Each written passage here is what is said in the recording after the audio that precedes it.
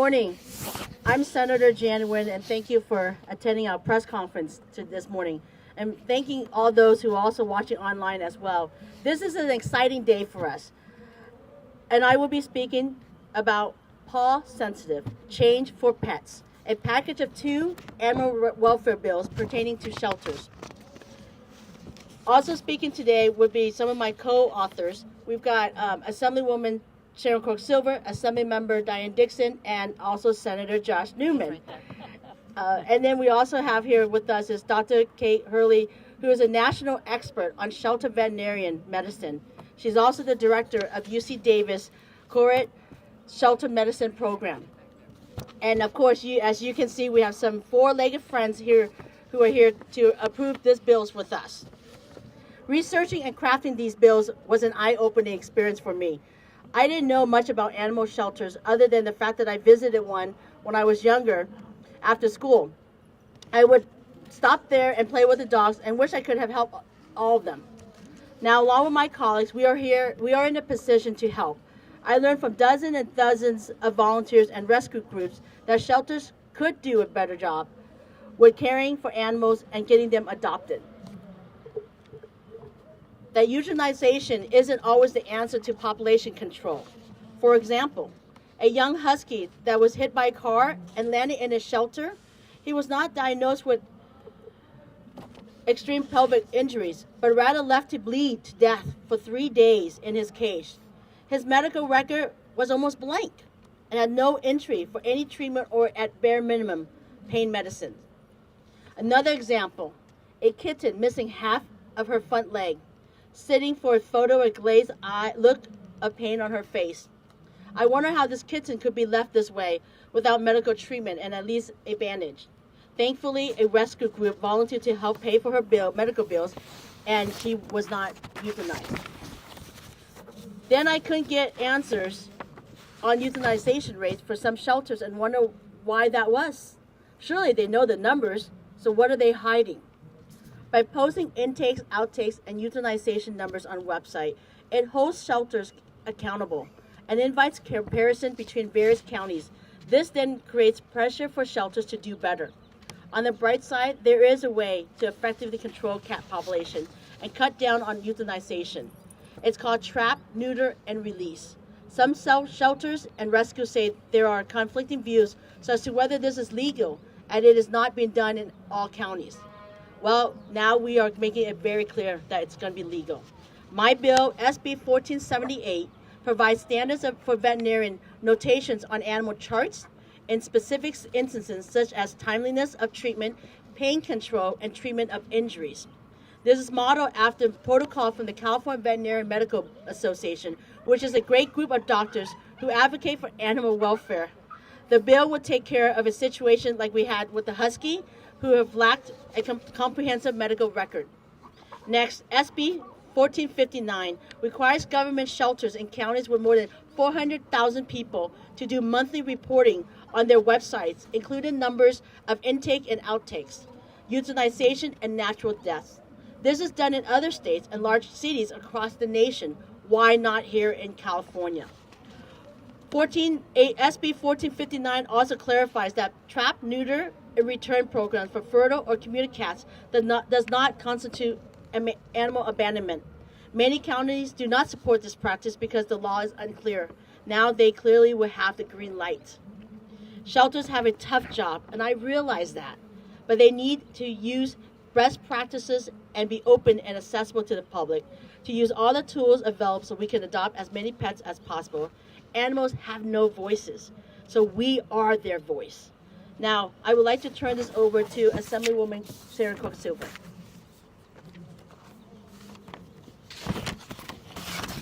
Good morning. Pleasure to be here with you and with all of our 4-legged friends and my colleagues on the Assembly side and the Senate side. I'm Assemblymember Sharon Quirk Silva, and I represent North Orange County and parts of Los Angeles. I am a pet owner myself right now with a adopted Great Pyrenees and Golden Retriever dog named Dodger. And he is part of our family. As we know, pets are our family. But if there is a pet that is not sheltered in an animal shelter, one of our county shelters, they deserve humane treatment. And they deserve, and the public deserves, transparency and accountability when it comes to what is happening to our pets and animal friends in shelters. Sadly, we know sometimes the outcomes are not what we are hoping for, and we can do better, which is why I'm proud to be a co-author on SB 1478 and SB 1459. One of these bills would make sure medical records for pets are up, or for our animal friends are updated, so that there's clarity there, and then the other focuses on making sure that feral cats can be neutered and released. Just a very quick story. We were an older cat that was a family cat. We were trying to look for a space for him as he aged, and at the current shelter, they weren't even taking older cats. So we have work to do in the animal space and animal shelters, and together we can do this. Thank you so much. And at this time, I would like to invite Senator Josh Newman. Thank you, Senator Nguyen. Thank you, everybody. Thank you to the advocates. Thank you to my colleagues for being here.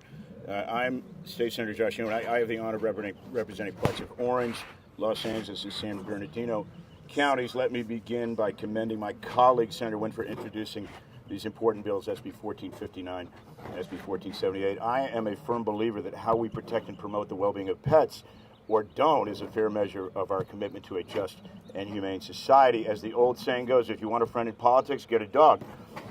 I've got 3 weird rescue chihuahuas at home, and they're the best friends I've ever had. So on behalf of Wally, Homer, and Simon, thank you to Senator Nguyen, and thank you for these 4-legged folks for taking time out of their busy schedules to be here.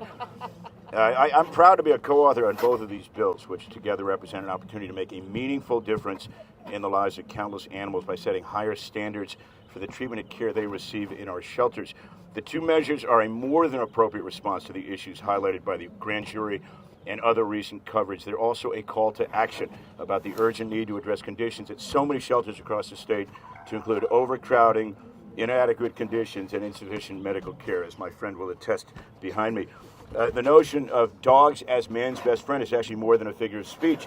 Dogs and cats have been bred for literally thousands of years to live with and depend upon humans. In today's world, where so many innocent, loyal, and loving pets are cast out, abandoned, or neglected, that reciprocal obligation still remains. As stewards of our communities, we have not just a statutory but a moral obligation to apply the values of empathy and kindness toward our canine and feline counterparts. These bills will ensure that we not only fulfill that obligation, but also reaffirm our commitment to a humane and compassionate society for everyone. By improving conditions in California's animal shelters, we're also enhancing the overall quality of life in California.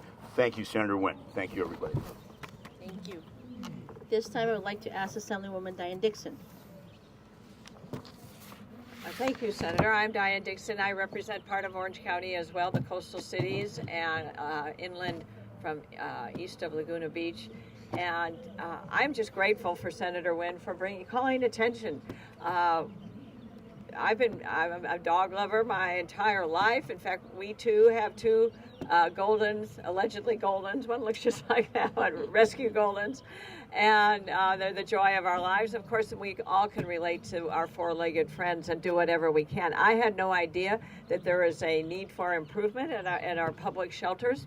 And Senator Nguyen has identified some really important fixes for transparency and just to know what is happening in our shelters, just to make sure that there is full transparency and accountability. We all love our animals, and especially, as I understand it, during COVID, everybody got animals, and then after COVID, when people start going out or going back to work, then many animals have now come to the shelters, and the shelters are dealing with how to handle this influx of animals. I did not know until I talked to Senator Nguyen that cats are just released back. They come in or they're rescued and then they're just released. So has some important ideas for how we can protect the animals and protect the health and safety of our communities, which is truly essential. So I'm a proud co-author of Senate Bill 1478 and Senate Bill 1459. I love animals, I love dogs, and we need to take care of them. And Senator Nguyen is right. I mean, how we take care of our animals who cannot talk, but they smile and let us know how happy or sad they are. We need to represent them as well. So I am proud to be here, and thank you, Senator Nguyen, for getting this organized. And your bills are really important pieces of legislation that I'll be happy to continue to be an enthusiastic supporter. Thank you very much. Thank you. At this time, I would like to call Dr. Hurley, who is an expert. She is a co-creator of the Million Cat Challenge, which has gone beyond her goals. Her program has saved more than 5 million cats nationwide, with a key component that includes trap, neuter, and release. Dr. Hurley? Thank you so much. I'm Dr. Kate Hurley. I'm the director of the UC Davis Shelter Medicine Program. I've been a shelter veterinarian for 25 years now, but I actually started my work with animals as an animal control officer in Santa Cruz County in 1989. And since then, our expectations for how shelters can respond to the needs of animals in our state has evolved. And shelters need the resources, and they also need the legislative context to be successful in their life-saving efforts. For example, in 1989, when I was an animal control officer, there was no trap, neuter, and return. And when I brought feral cats into the shelter, euthanasia was the only option. This legislative update would address the language in in Penal Code 597S to make it clear that trapping, neutering, and returning cats to where they were thriving in the community does not constitute criminal abandonment, and make sure that all shelters have access to that life-saving tool. Thank you. Thank you. And our bills will be heard today in B&P, Business and Profession Committee at 10 o'clock. At this time, I can take a couple of questions, and we actually have to head on to the committee hearings. Questions?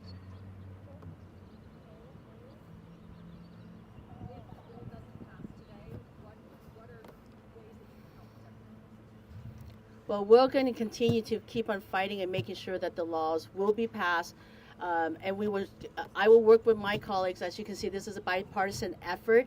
As of right now, we are optimistic and hoping that the bill will go forward today and pass the committee.